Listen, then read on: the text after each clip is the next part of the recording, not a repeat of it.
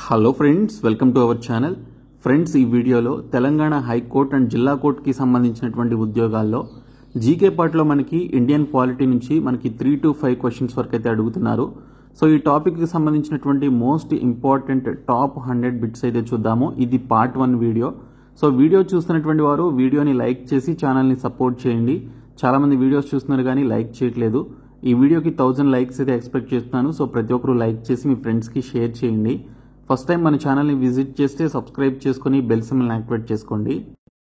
డీటెయిల్స్లోనికి వెళ్లే ముందు తెలంగాణ కోర్టు ఉద్యోగాలకి ప్రిపేర్ అయ్యేటువంటి అభ్యర్థుల కోసం మేము మీకు ఈ 3 కోర్సెస్ని అయితే ఆఫర్ చేస్తున్నామండి. ప్రైస్ కూడా తగ్గించడం జరిగింది చాలా మంది రిక్వెస్ట్ మేరకు. ఇందులో మెగా కోర్స్ కనుక మీరు తీసుకున్నట్లయితే 499 రూపీస్ ఉన్నటువంటి ఈ కోర్స్ని 349 రూపీస్కి అందిస్తున్నాము.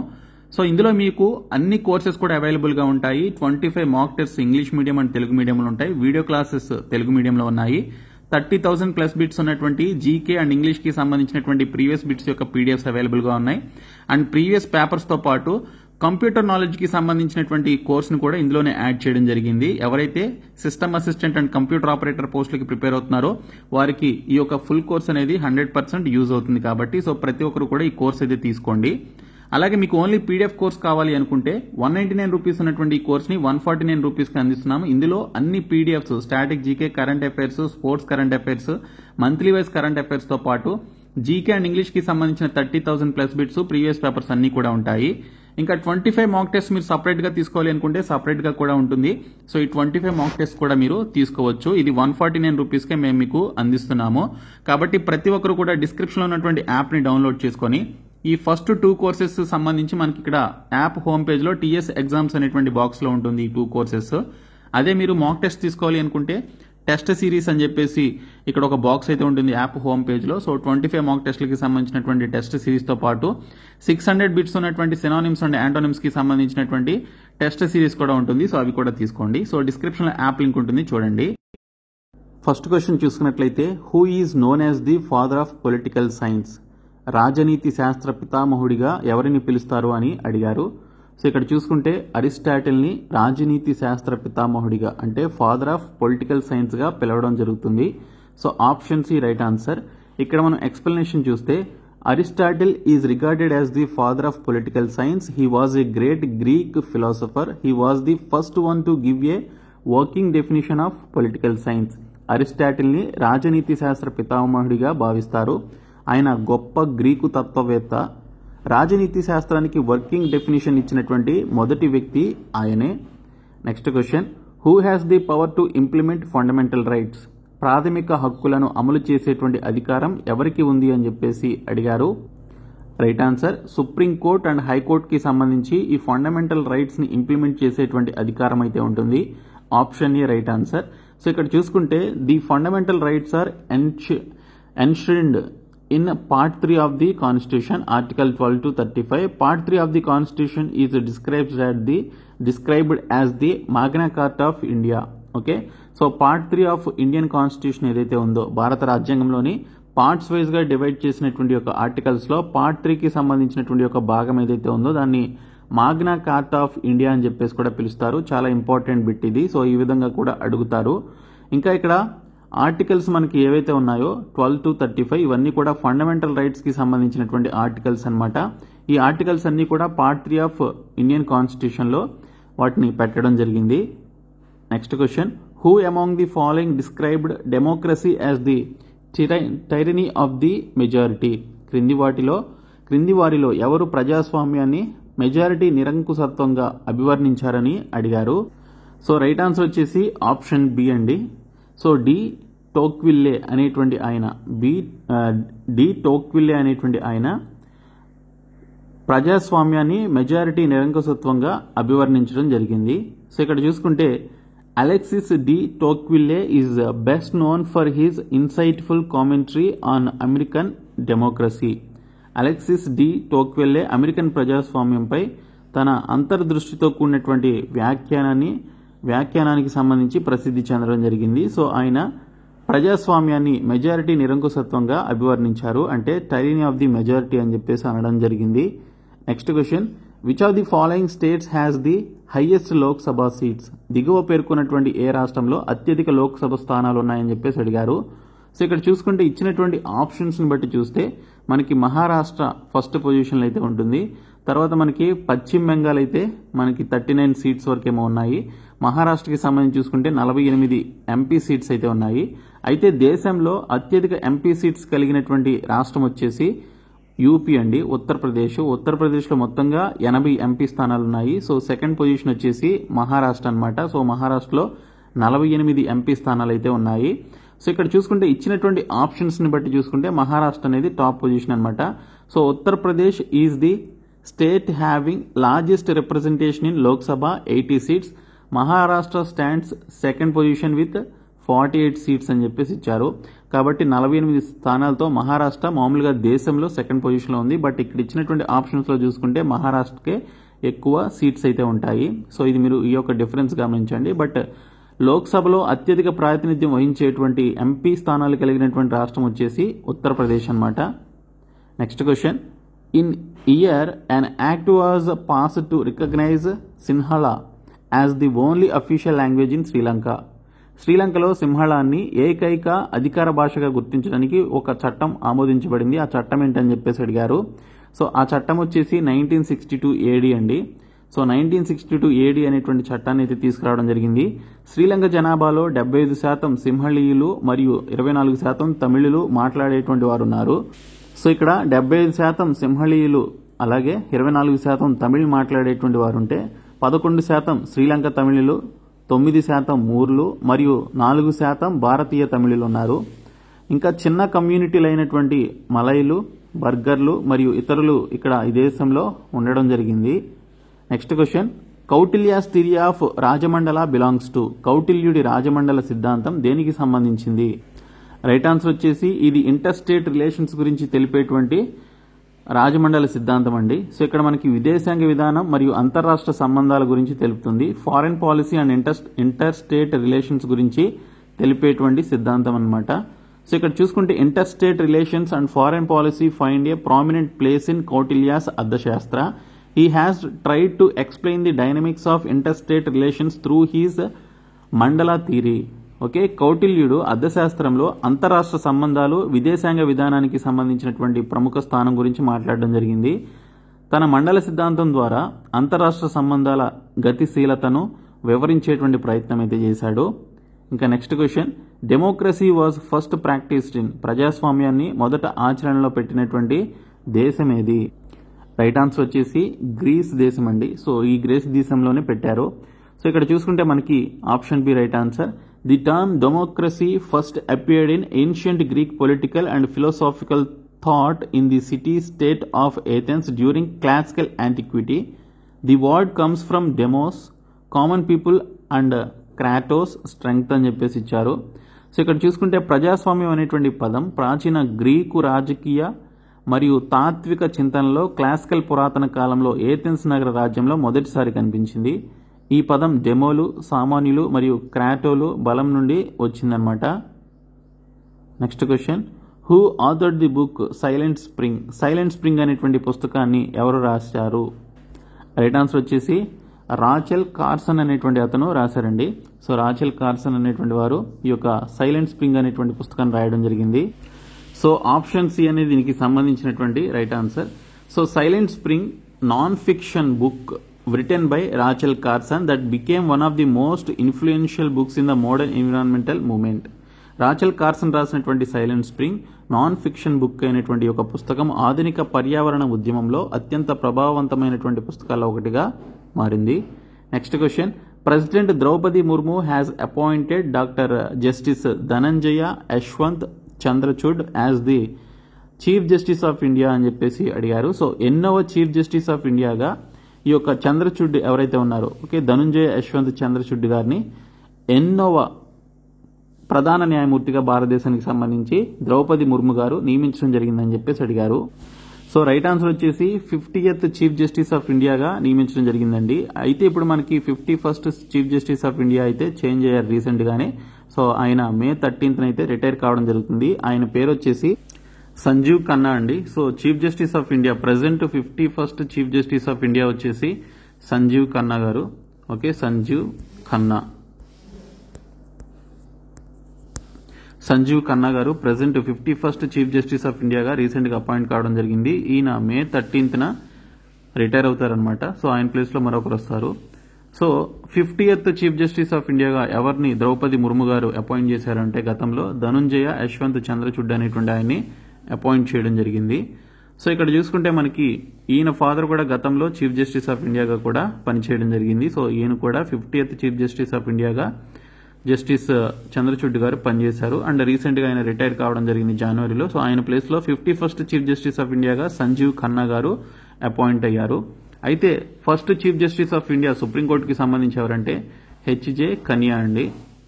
ఓకే, హెచ్జే కనియా అనేటువంటి ఆయన ఫస్ట్ చీఫ్ జస్టిస్ ఆఫ్ ఇండియాగా ఆయన అప్పట్లో అపాయింట్ కావడం జరిగింది. Next one, in India when a president is to be impeached for violation of the constitution the charge is preferred by. భారతదేశంలో రాజ్యాంగాన్ని ఉల్లంఘించినందుకు ఒక రాష్ట్రపతిని అభిశంసించాల్సి వచ్చినప్పుడు ఆ అభియోగానికి ఎవరు ప్రాధాన్యత ఇవ్వబడుతుంది అంటే పార్లమెంటులోని ఉభయ సభలండి. సో పార్లమెంటులోని ఉభయ సభలు బాధ్యతనైతే తీసుకుంటాయి. సో ఇక్కడ ఒక ఓటింగ్ అయితే నిర్వహిస్తారు. 2/3 మెజారిటీతో ఓకే రాష్ట్రపతిని ఇంపీచ్మెంట్ చేయాలి అని చెప్పేసి ఎవరైతే ముగ్గురులో ఇద్దరు దానికి సపోర్ట్ చేస్తూ ఓటు వేస్తారో సో అలాంటి సిచ్యువేషన్లో ప్రెసిడెంట్ యొక్క ఇంపీచ్మెంట్ అయితే జరుగుతుంది అనమాట. అంటే ఆయన యొక్క అభిశంసన అయితే జరుగుతుంది, అంటే పదవిలోంచి తీసివేయడం అనేది జరుగుతుంది. సో ఊరికే తీసారనమాట. సో 5 years అయిన తర్వాత ఎలక్షన్స్ జరుగుతాయి కాబట్టి ఆటోమేటిక్గా జరిగేటువంటి ప్రాసెస్ అది. కానీ ఆ డ్యూరేషన్ 5 yearsలో ఏదైనా తప్పు చేసినప్పుడు కానీ లేదా రాజ్యాంగాన్ని ఉల్లంఘించినందుకు సంబంధించి ఒక రాష్ట్రపతిని అభిశంసించాలి అన్న లేదా ఇంపీచ్మెంట్ చేయాలి అన్న పార్లమెంట్ ఉభయ సభల్లో లోక్సభ అండ్ రాజ్యసభలో బిల్లు అయితే పెడతారనమాట. సో ఆ బిల్లుకి సంబంధించి వారు పార్లమెంట్ ఉభయ సభల్లో 2/3 మెజారిటీతో ఆ యొక్క ఇంపీచ్మెంట్ ప్రాసెస్కి సపోర్ట్ చేసినప్పుడు సో ఇక్కడ ఆ పర్టికులర్ రాష్ట్రపతిని పదవిలో నుంచి తీసివేయడం జరుగుతుంది. సో కాబట్టి పార్లమెంట్ ఉభయ సభలు దీనికి సంబంధించి ప్రాధాన్యతని తీసుకొని వారు ఈ యొక్క ఓటింగ్ అయితే నిర్వహిస్తారు. Next question, which body framed the constitution of independent India? స్వతంత్ర భారత రాజ్యాంగాన్ని రూపొందించినటువంటి సంస్థ ఏది అంటే కాన్స్టిట్యూయెంట్ అసెంబ్లీ అండి. సో రాజ్యాంగ పరిషత్ ఏదైతే ఉందో ఈ రాజ్యాంగ పరిషత్తు స్వతంత్ర భారత రాజ్యాంగాన్ని రూపొందించినటువంటి సంస్థగా చెప్తారు. The constituent assembly was responsible for framing the constitution of India. It also acted as the legislative body for the country from 1946 to 1950.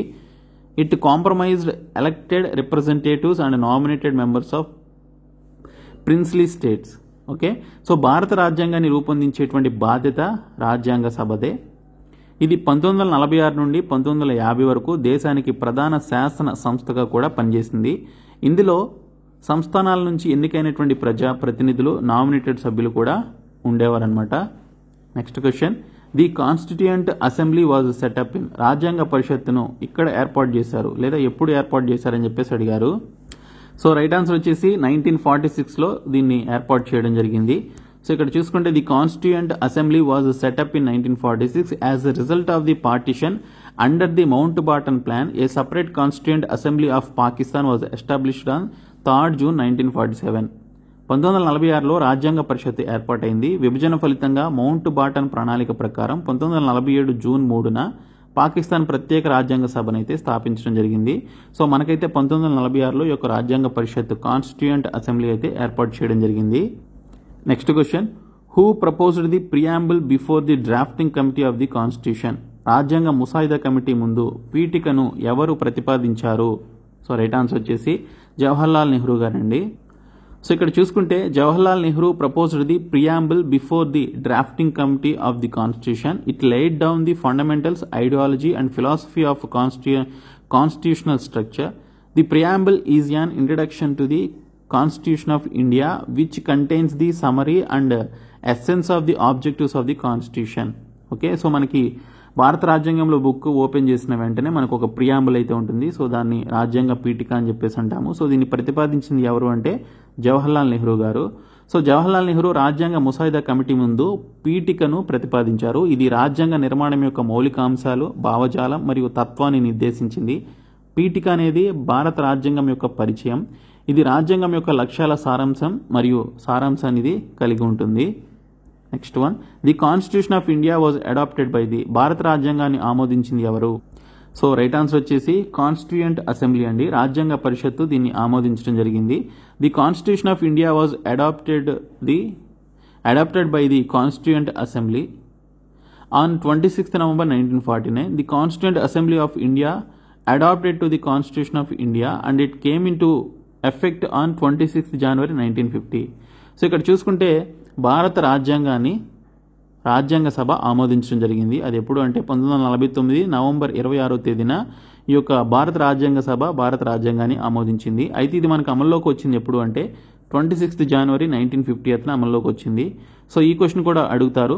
So constituent assembly భారత రాజ్యాంగాన్ని ఎప్పుడు ఆమోదించింది అంటే 26th November 1949 ఆమోదించింది. ఇది అమల్లోకి వచ్చింది ఎప్పుడు అంటే 26th January 1950 నుంచి అమల్లోకి వచ్చింది. సో అందుకే మనం రిపబ్లిక్ డేని జరుపుకుంటాము.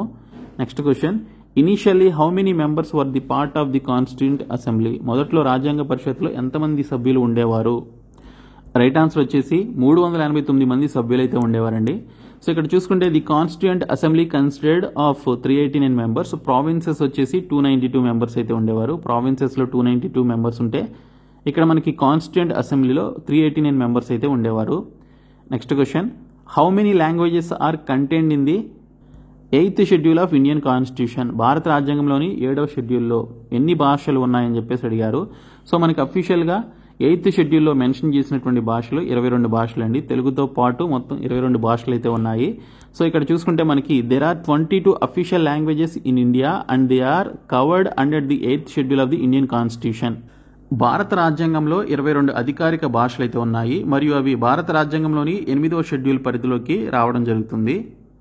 Okay, so next question, which house is called the upper house of the parliament? Parliament యొక్క ఎగువ సభ అని ఏ సభని పిలుస్తారు అంటే, ఎగువ సభ అని చెప్పేసి ఏ సభని పిలుస్తారు అంటే రాజ్యసభని పిలుస్తారు. సో ఇక్కడ మనం చూసుకుంటే దీన్ని కౌన్సిల్ ఆఫ్ స్టేట్స్ అని చెప్పేసి కూడా పిలవడం జరుగుతుంది రాజ్యసభని. ఓకే, అప్పర్ హౌస్ అనేటువంటి పేరుతోనే కాకుండా కౌన్సిల్ ఆఫ్ స్టేట్స్ అని చెప్పేసి కూడా పిలుస్తారు. సో కాబట్టి ఇక్కడ చూసుకుంటే మనకి మొత్తం 250 మంది ఈ యొక్క రాజ్యసభలో ఉంటారండి. అందులో 238 మంది రాష్ట్రాల నుంచి ఎంపికైతే 12 మంది నామినేటెడ్ పదవుల ద్వారా వస్తారు. So Rajya Sabha is called the upper house of the parliament. The maximum members allowed in the Rajya Sabha వచ్చేసి 250 మెంబర్స్ అనమాట. ఓకే, సో ఈ 250లో 238 మెంబర్స్ మనకి పలు రాష్ట్రాల నుంచి ఎంపిక అవుతారు. మిగిలినటువంటి 12 మందిని రాష్ట్రపతి నామినేట్ చేయడం జరుగుతుంది. Next question, the members of the Rajya Sabha are elected for a time period of. Rajya Sabha సభ్యుల నిర్ణీత కాలాన్ని ఎన్ని సంవత్సరాలకు ఎన్నుకోబడతారు అంటే మొత్తం 6 సంవత్సరాలకి సంబంధించి వారు ఎన్నుకోబడతారండి. Okay, so the members are elected for a period of 6 years. Every 2 years 1/3 members are retired from the house. ప్రతి 2 సంవత్సరాలకు ఒకసారి 1/3 మెంబర్స్ ఎవరైతే ఉన్నారో 1/3 వంతు సభ్యులు ఆ యొక్క హౌస్ నుంచి రిటైర్ కావడం జరుగుతుంది. సో ఇది వారు ఒకసారి ఎన్నికైన తర్వాత 6 సంవత్సరాల పాటు పదవిలో అయితే ఉంటారనమాట. వారి యొక్క పదవీ కాలం 6 సంవత్సరాలు. అండ్ ఇక్కడ ఉపరాష్ట్రపతి ఈ యొక్క రాజ్యసభకి సంబంధించి చైర్మన్గా ఉంటారనమాట. సో ఎక్స్ అఫీషియో చైర్మన్ అని చెప్పేసి అంటారు. Next question, the fundamental duties in the Indian constitution is derived from which country? భారత రాజ్యాంగంలోని ప్రాథమిక విధులు ఏ దేశం నుండి తీసుకోబడ్డాయి అంటే రష్యా దేశం నుంచి ప్రాథమిక విధులైతే తీసుకోవడం జరిగింది. So fundamental duties is derived from Russia, USSR. Schedule first of the Indian constitution deals with the subject matters of the Indian states and union territories. ప్రాథమిక విధులు రష్యా దేశం నుంచి తీసుకోబడ్డాయి. భారత రాజ్యాంగంలోని మొదటి షెడ్యూల్ భారత రాష్ట్రాలు మరియు కేంద్ర పాలిత ప్రాంతాలకు సంబంధించినటువంటి విషయాల గురించి వివరించడం జరుగుతుంది. సో ఫండమెంటల్ రైట్స్ మనం యూఎస్ఏ నుంచి తీసుకుంటే ఫండమెంటల్ డ్యూటీస్ మనం యుఎస్ఎస్ఆర్ అంటే రష్యా నుంచి మనం తీసుకోవడం జరిగింది. Next question, who among the following was the president of the constituent assembly? So ఇక్కడ క్రింది వారిలో రాజ్యాంగ పరిషత్తుకు అధ్యక్షత వహించింది ఎవరు అంటే డాక్టర్ రాజేంద్ర ప్రసాద్ గారు అండి. సో డాక్టర్ రాజేంద్ర ప్రసాద్ గారు ఈ యొక్క కాన్స్టిట్యూయెంట్ అసెంబ్లీకి సంబంధించి అధ్యక్షత వహించారు. Doctor Rajendra Prasad was the president of the constituent assembly. Doctor Sachchidananda Sinha was the first temporary president of the constituent assembly. Later doctor Rajendra Prasad was elected it's president. Doctor Rajendra Prasad రాజ్యాంగ పరిషత్తుకు అధ్యక్షులుగా ఉన్నారు. డాక్టర్ సచ్చిదానంద సిన్హా రాజ్యాంగ పరిషత్తుకు మొదటి తాత్కాలిక అధ్యక్షుడిగా నియమించడం జరిగింది. Next question, who among the following was the chairman of the union constitution committee of the constituent assembly? ఈ క్రింది వాటిలో రాజ్యాంగ పరిషత్ యొక్క యూనియన్ రాజ్యాంగ కమిటీ చైర్మన్ ఎవరు అని చెప్పేసి క్వశ్చన్ అయితే వచ్చింది. రైట్ ఆన్సర్ వచ్చేసి జవహర్లాల్ నెహ్రూ గారండి. సో చాలా ఇంపార్టెంట్ బిట్ ఇది. సో ఇక్కడ మనకి కమిటీలలో ఒకటైనటువంటి యూనియన్ రాజ్యాంగ కమిటీకి రాజ్యాంగ పరిషత్తు కేంద్ర రాజ్యాంగ కమిటీ చైర్మన్గా జవహర్లాల్ నెహ్రూ నాయకత్వం వహించడం జరిగింది. The union constitution committee was headed by Jawaharlal Nehru, the chairman of the union constitution committee of the constituent assembly. Next one, who among the following was the chairman of the drafting committee of the Indian constitution? ఈ క్రింది వారిలో భారత రాజ్యాంగ ముసాయిదా committee chairman ఎవరు అంటే doctor B R Ambedkar గారండి. So doctor B R Ambedkar గారు ఇక్కడ ముసాయిదా కమిటీ రాజ్యాంగ ముసాయిదా కమిటీ చైర్మన్గా ఉన్నారు. సో ఇక్కడ చూసుకున్నట్లయితే మనకి on 29th August 1947 the constituent assembly set up a drafting committee under the chairmanship of doctor B R Ambedkar to prepare a draft constitution of India. Okay, so 1947 ఆగస్టు 29న రాజ్యాంగ పరిషత్ భారత రాజ్యాంగ ముసాయిదాను రూపొందించడానికి డాక్టర్ బిఆర్ అంబేద్కర్ అధ్యక్షతన ముసాయిదా కమిటీని ఏర్పాటు చేయడం జరిగింది. Next question, who among the following was the chairman of the steering committee of the constituent assembly? క్రింది వాటిలో రాజ్యాంగ పరిషత్ స్టీరింగ్ కమిటీ చైర్మన్ ఎవరు అంటే డాక్టర్ రాజేంద్ర ప్రసాద్ గారండి. సో డాక్టర్ రాజేంద్ర ప్రసాద్ గారు ఈ యొక్క స్టీరింగ్ కమిటీకి సంబంధించి చైర్మన్గా అయితే ఉన్నారు. Rajendra Prasad was the chairman of steering committee of the constituent assembly. The union constituent assembly appointed A number of committees to deal with different tasks of constitution making. Rajendra Prasad రాజ్యాంగ పరిషత్ స్టీరింగ్ కమిటీ చైర్మన్గా ఉన్నారు. కేంద్ర రాజ్యాంగ సభ రాజ్యాంగ నిర్మాణంలో వివిధ విధులను నిర్వహించడానికి అనేక కమిటీలను నియమించడం జరిగింది. Next question, the constitution of India was adopted and భారత రాజ్యాంగాన్ని ఎప్పుడు స్వీకరించారు అనేది చూసుకుంటే ఇక్కడ మనకి 26th November 1949 స్వీకరించడం జరిగిందనమాట. సో దీన్ని ఆమోదించిందేమో 1950 జనవరి 26న ఆమోదించారు. సో ఇక్కడ the correct answer is 26 November 1949. The republic is governed in terms of the Constitution of India, which was adopted by the Constituent Assembly on 26 November 1949 and came into force on 26 January 1950. ఇక్కడ చూసుకున్నట్లయితే 1949 November 26న మనకి ఈ యొక్క భారత రాజ్యాంగాన్ని స్వీకరిస్తే 1950 జనవరి 26న ఇది అమల్లోకి అయితే రావడం జరిగింది. Next question, in which year were the Indian states recognised on the linguistic basis? భాషా ప్రాతిపదికన భారత రాష్ట్రాలు ఏ సంవత్సరంలో పునర్వ్యవస్థీకరించబడ్డాయి అంటే 1956 అండి. సో 1956న మొదటి రాష్ట్రంగా ఆంధ్రప్రదేశ్ రాష్ట్రం అవతరించిందనమాట భాషా ప్రాతిపదికన. సో ఇక్కడ 1956లో రాష్ట్రాలు పునర్విభజన చట్టం అమల్లోకి వచ్చినప్పుడు భారత రాష్ట్రాలు భాషా ప్రాతిపదికన ఇవి పునర్వ్యవస్థీకరించబడ్డాయి. 1947లో స్వాతంత్రం వచ్చినప్పుడు భారతదేశం 500కి పైగా విచ్ఛిన్నమైనటువంటి సంస్థానాలను కలిగి ఉంది. ఇవి కలిసి వేర్వేరు రాజ్యాలుగా ఏర్పడ్డాయి. Next one, article 17 of the Indian constitution provides for. భారత రాజ్యాంగంలోని ఆర్టికల్ 17 దేనికి సంబంధించింది అని అడిగారు. సో దీనికి సంబంధించినటువంటి రైట్ ఆన్సర్ వచ్చేసి అబాలిషన్ ఆఫ్ అన్టచబిలిటీ అండి. అంటరానితనాన్ని నిర్మూలించేటువంటి దానికి సంబంధించి తెలిపేటువంటి ఆర్టికల్లే ఆర్టికల్ 17 ఇది. సో ఇక్కడ article 17 of the Indian constitution provides for abolition of untouchability. Untouchability is abolished and its practice in any form is forbidden. The enforcement of any disability arising out of untouchability shall be an offence punishable in accordance with law. భారత రాజ్యాంగంలోని article 17 అంటరానితనాన్ని నిర్మూలించడానికి వీలు కల్పిస్తుంది. అంటరానితనం నిర్మూలించబడింది మరియు దాని ఆచరణ ఏ రూపంలో అయినా నిర్మూలించబడింది. సో అంటరానితనం వల్ల తలెత్తేటువంటి ఏదైనా వైకల్యాన్ని అమలు చేయడం చట్ట ప్రకారం శిక్షార్హమైనటువంటి నేరంగా ఈ యొక్క ఆర్టికల్ 17 ప్రకారం చెప్తారు. Next question, which of the following schedules of the constitution of India deals with matters like the formation of new state?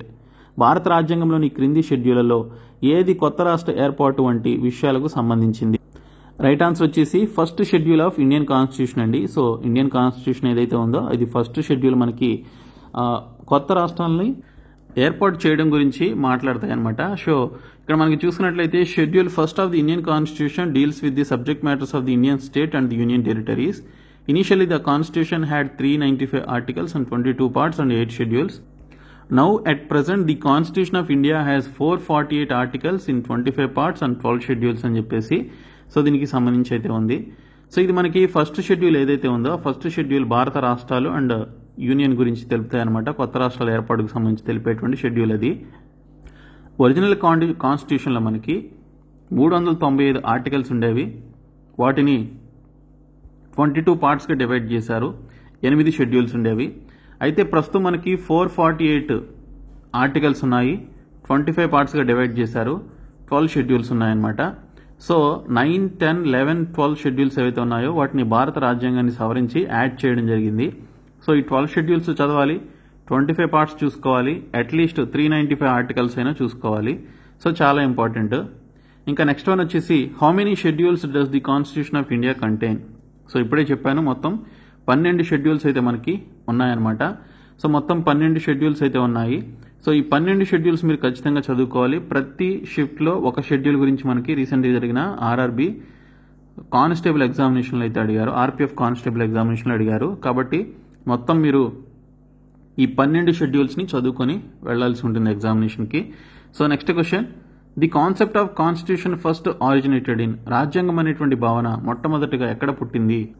So right answer వచ్చేసి బ్రిటన్ అండి. సో మనకి ఇక్కడ గ్రేట్ బ్రిటన్ ఉంది కదా, సో అక్కడ పుట్టిందనమాట. Okay, the concept of constitution first originated in Britain. Concept of constitution first originated in Britain, which has unwritten constitution. England's parliament, often called mother of parliaments, has existed for over 7 centuries, and founding document of its constitution is considered Magna Carta signed by King John 1215. రాజ్యాంగ భావన మొదట బ్రిటన్లో ఆవిర్భవించింది. లిఖిత రాజ్యాంగాన్ని కలిగి ఉన్నటువంటి ఈ యొక్క బ్రిటన్లో రాజ్యాంగ భావన మొట్టమొదట ఆవిర్భవించింది. పార్లమెంటుల తల్లి అని చెప్పేసి కూడా దీన్ని పిలువబడేటువంటి యొక్క ఇంగ్లాండ్ పార్లమెంటు 7 శతాబ్దాలకు పైగా ఉనికిలో ఉంది.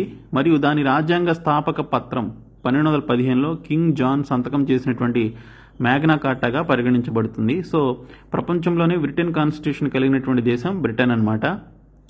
So next one, on the subjects of mentioned in the concurrent list laws may be enacted by the. ఉమ్మడి జాబితాలో పేర్కొన్నటువంటి అంశాలపై చట్టాలను రూపొందించవచ్చు అని చెప్పేసి అడిగారు. ఏ అంశాలపై చట్టాలను రూపొందించవచ్చు అంటే ఇక్కడ మనం చూసుకున్నట్లయితే కన్కరెంట్ లిస్ట్లో మనకి రాష్ట్రాలు మరియు యూనియన్ గురించి రూపొందించవచ్చు. సో ఇక్కడ మనకి స్టేట్స్ అండ్ ది యూనియన్ అయితే రావడం జరుగుతుంది. సో ఇవి మనకి కొన్ని ఇంపార్టెంట్ బిట్స్ అండి. సో మరికొన్ని బిట్స్తో నేను సపరేట్ వీడియో చేస్తాను. సో టోటల్ 100 బిట్స్ అయితే ఉన్నాయి మోస్ట్ ఇంపార్టెంట్. సో ఈ వీడియోని మీ ఫ్రెండ్స్కి షేర్ చేయండి. Thank you so much guys.